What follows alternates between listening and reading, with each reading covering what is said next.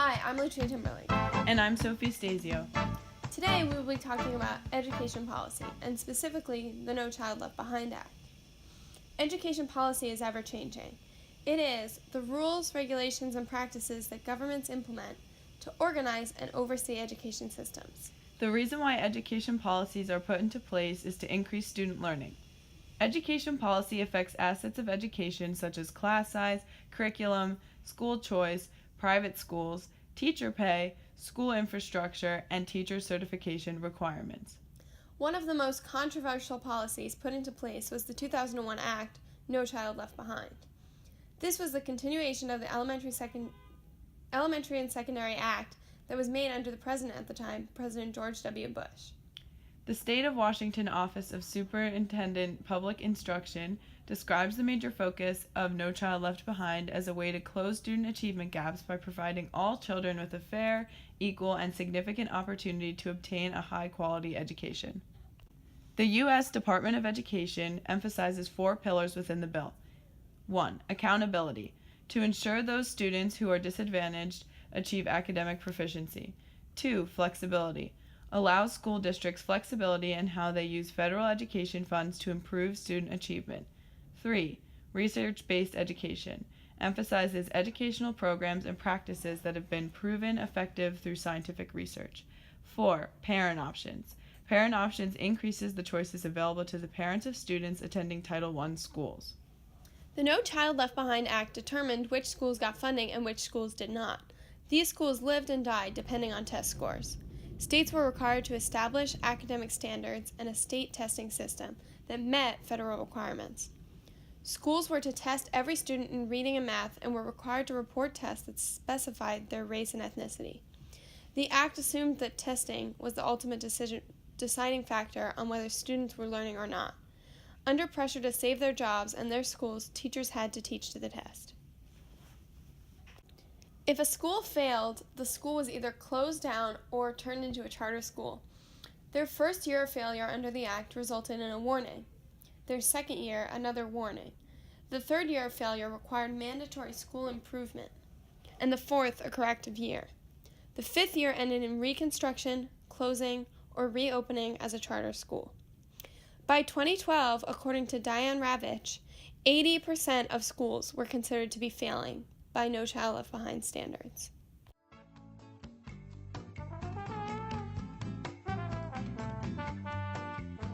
We decided to speak with multiple teachers who actually experienced the No Child Left Behind Act in their schools in order to further our understanding of how the act influenced them on a day-to-day basis. We talked to Timberlake, who has been working in New York City public schools for 27 years. He has served as a teacher, a vice principal, and a principal, and worked at Martin Luther King High School, Chelsea High School, and Lower Manhattan Arts. Timberlake, recently retired from New York, is now working as a principal in New Brunswick, New Jersey, in an adult learning center for individuals who are pursuing their GED. Talk a little bit about what the No Child Left Behind Act was and how you believe it affected schools in your area. I was going to go to schools to support them in creating programs to move all students to be on the same level, despite whether they lived in a suburb or in the inner city or in a good neighborhood of the city. And I don't know how it affected the elementary schools. My experience is only with the high schools. And while there might have been Title I money that came, there still is Title I money. Title I money is for money where 75% of the students are economically disadvantaged. Mm-hmm. That money doesn't equalize the issues that these students are coming into high school with. I mean, it helps, but it doesn't equalize it in any way. How did the No Child Left Behind Act work in your school, in your experience specifically, working in high poverty, low achieving areas in New York City? Well, I think that, frequently there's new educational concepts that are spouted by various leaders of school districts and the state and the federal government. But the trickle-down effect to schools is almost non-existent. So maybe if they had the idea of No Child Left Behind, they wanted to beef up testing and make every state give the same exam for, let's say, high school graduation.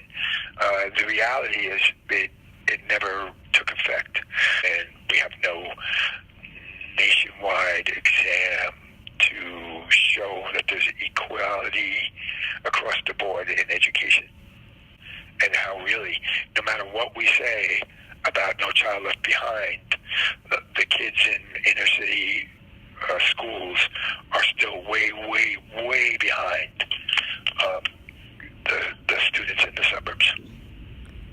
How do you feel about school choice, and what should be asked of a public school? It seems like in New York City, just to give an example, that students that were of economic ability would either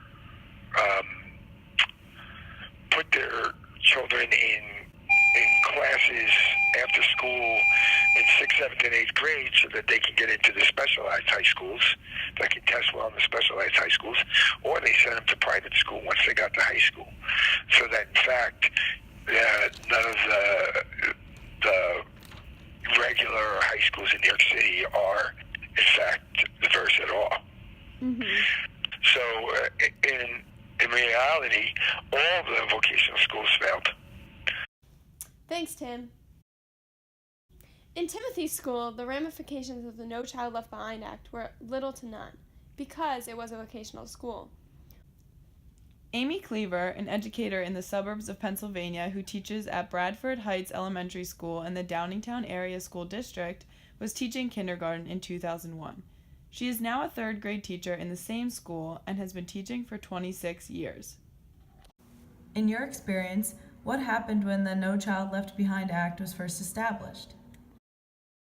Well, when it hit, it was 2001, so I was still in kindergarten, and it didn't really affect kindergarten too much, other than, we became much less important.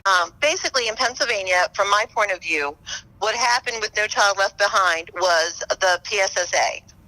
And grades 3 through 5, and then also in middle school and high school, the PSSA is administered. So it kind of had a trickle-down effect for the primary grades, from my observation, in that it changed the curriculum. Say Pennsylvania jumped in with 2 feet, and Downingtown, my school district, jumped in. And depending on the principal that you had, from a teacher point of view, was how much pressure that then went on the teacher and was encouraged to be put on the child. As they revamped the curriculum to kind of prepare the children better for the test, it was a trickle-down effect of, in my opinion, developmentally inappropriate expectations. But what I was seeing was that they had a lot of teaching to the test in older grades. As time went on, what did you notice about No Child Left Behind's impact on schools and students? So, in 2006, things started to change a little bit. They had some other testing procedures that they would use on K to 2. It became a political thing. Like, if your school's numbers were good, you would get, complimented, and there were various positive things that would happen to you.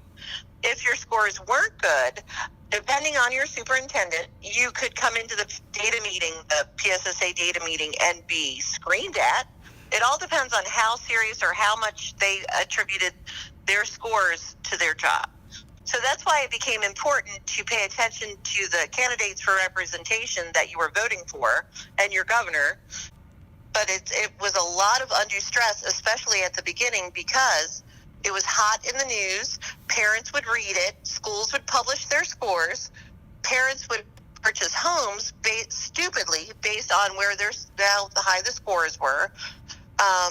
And everybody was talking about these things when it's really one snapshot of that child's understanding of different areas. What do you believe policymakers intended to do in the creation of this act? I think Bush meant well, you know what I mean? And his people that I think that it was one effort, at least in Pennsylvania's perception of it, it was one way to kind of like, they wanted to standardize and nationalize education and kind of in that way take it out of state control. And they also really hated the teachers union, and they thought that was everything that was bad in education. So if they standardize it and hold you to these regulations, that had nothing to do with child development. How did the administration getting involved directly with benchmark practices impact you? I was all that time in kindergarten, I was pretty damn vocal about it. Anyway, so I was in my principal's office all the time. So he would, like, for example, they gave one of these purchased standardized tests to kindergarten, and then without talking to us at the school level, sent letters home to these 5 and 6-year-olds that they were below grade level and it was of concern. And then I had to have parents calling me because our criteria for like age appropriate or on grade level kind of behavior was different. What classroom practices changed as a result of the higher importance placed on district test scores? In some districts, they stopped teaching the content areas because they weren't math and reading. So, for example, 3rd grade used to teach social studies, science, and the classroom teacher used to teach those things and health. And then through these changes, they took health off our plate to then replace that with study skills, and which is test-taking skills, basically. And like we had looked, any initiatives that would happen would be math or reading related, specifically to those things that we scored low in. So social studies and science, that section of your day got smaller and smaller till at the worst of it, it was like a half an hour. Health was delegated to the gym teachers. I have to say that Downingtown never got rid of their recesses, like I heard about other schools in Pennsylvania doing. Never got rid of phys ed, and we never lost our art or music or library. 1st grade still, from that old reactionary set of changes that the districts made, even relatively calm ones like Downingtown, 1st grade goes for like 4 hours without a break. And, they try to do breaks within the classroom, but you got to get them outside. You got to get fresh air in their little bodies. And then they were like frustrated overall that the scores were going down on these purchased, normed assessments. And I'm like, well, you're taking away the developmentally appropriate foundations that kindergarten is supposed to be laying and 1st grade is supposed to be able to lay. So now when they get up to our grade level, they can't, put a sentence together because that wasn't tested. They can't do like phonics really hit the floor. So they had no worries about age appropriateness or like what a child needs in a day, which is just basic learning principles. Amy also mentioned that the legal ramifications of what she was expected and not expected to say regarding the tests were ridiculous. They had to, and still have to, cover all posters in the room, even if they're completely unrelated to the subject matter, and are not allowed to proctor their own students for any sort of familiarity or assistance could sway the test scores. She explained that No Child Left Behind stopped actually helping the students and instead turned education into a political device. She also briefly mentioned that she feels that No Child Left Behind shows teachers that they have less control than they believed they originally possessed, essentially putting them down. In your opinion, were there any ways in which the No Child Left Behind Act was actually beneficial? I will say that it helped kids kind of look at thinking about their thinking in as much as it's age appropriate, in as much as they physically can.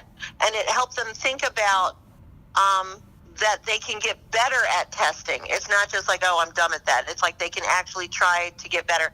And it has relaxed. So I think like the pendulum is swinging backwards a little bit, where we're starting to care about age appropriate things more so because, they are who they are, that they're a biological being. Thanks, Amy. Anything for my future teacher ladies. Speaking to teachers who are experts in their grade levels and positions who have been teaching for a long time provides good insight. Supplementing formal empirical evidence with first-hand accounts adds the necessary humanity to this discussion, which is often missing from these sorts of conversations. For example, the shift of policy initiatives in these teachers' actual classrooms is just as crucial as possessing knowledge retrieved from edited articles with research that was formally done. Having insights from real-world individuals feels honest and is certainly essential.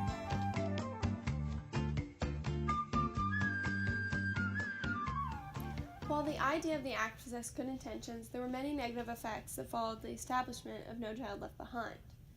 According to Public School Review, the No Child Left Behind Act gave schools more freedom with federal funds they receive, and more flexibility with it. Additionally, Public School Review writes that within the program, states have more power than previously. However, they also write that a weakness of the policy is that it sacrifices one subject for another subject, and that the federal government is taking control when school communities do not desire any federal involvement at all. Additionally, according to the University of Arkansas Office of Education Policy, if the law did not set a goal of 100% proficiency, the students most likely to be left behind would be poor students, minority students, and students in troubled schools. On the other side of that, achieving 100% proficiency in 12 years sets an unrealistic goal for states, districts, and schools. Even policymakers in states that have strong accountability systems before No Child Left Behind suggest that 100% proficiency is unrealizable. As another strength, the University of Arkansas Office of Education Policy writes that No Child Left Behind requires states to disaggregate the scores of low-income students, students with disabilities, limited English proficient students, and students who fall into a major racial or ethnic group. Spotlighting these groups ensures that these students receive additional support and attention if they do not make adequate yearly process. However, on the other side of that, schools that enroll diverse populations tend to have lower overall test scores, penalizing the schools unfairly. Even in schools where students display almost identical test scores, the schools that have more subgroups are more likely to miss their growth targets simply because they have more chances to fail. Lastly, the University of Arkansas Office of Education Policy criticizes the act itself, writing that No Child Left Behind primarily relies on test scores gathered from one point in time in two subjects to determine whether a state, district, or school is succeeding. Just as teachers use multiple measures collected over time to determine the progress of their students, states should also evaluate schools using multiple indicators.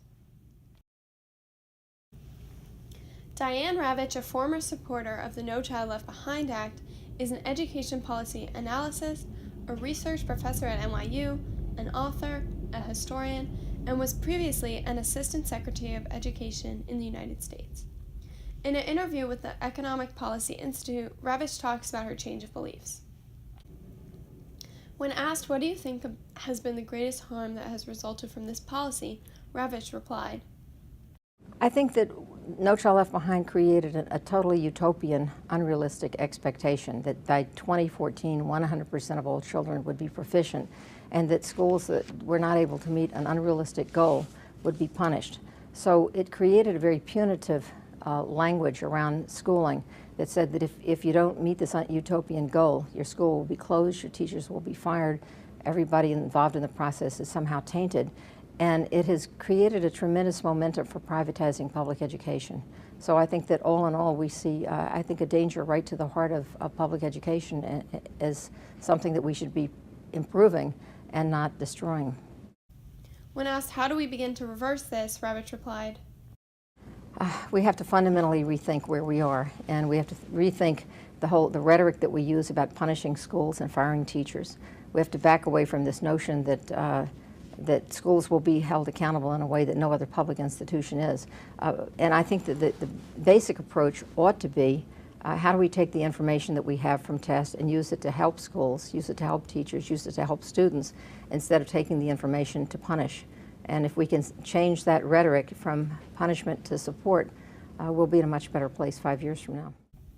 When asked, how do you feel about measuring performance and holding teachers accountable in schools with higher poverty rates, Ravitch replied, when we talk about accountability these days, accountability has become a synonym for punishment. Who are we going to punish if kids don't come to school? who are we going to punish if kids have low test scores? Who are we going to punish if their test scores don't go up? I think it would be much more productive if we said, if there's a lot of transiency, let's try to understand why. Let's give support to the teachers who are dealing with the most challenged kids. Let's give support to the teachers in the schools that are dealing with kids who have multiple problems because they're poor, because their parents are migrant workers, because all sorts of issues in their lives. And let's not use these as excuses, but let's also not have utopian goals that we can use to close down public education. This interview is interesting because Ravitch suggests that we should use this information from the test to support rather than to punish. In this way, the government can realize what's wrong and change it. Ravitch places emphasis on helping rather than hurting children in poverty who are struggling. Truly, the No Child Left Behind Act was not effective enough in helping these students. According to the article, Who is No Child Left Behind, Leaving Behind, written by Theone Solibus Smith, lower performing schools typically cannot afford to offer high-priced materials for those high-stake tests. No Child Left Behind is leaving minority and economically disadvantaged students behind. As recognized by many researchers, standardized testing has biases in relation to socioeconomic status and race. The article includes an excerpt from Voices from the Middle, in which Beers writes, "Our children of poverty are most likely to attend schools that are best described as lacking equipment of all sorts, lab equipment, band equipment, sports equipment, lacking cleanliness, lacking textbooks, lacking computers and internet access, lacking parental involvement, lacking extracurricular activities, lacking fine arts and technology electives, lacking high student achievement, and lacking enough highly qualified teachers."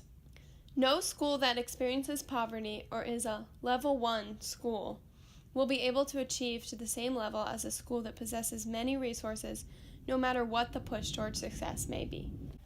Student achievement is directly related to funding.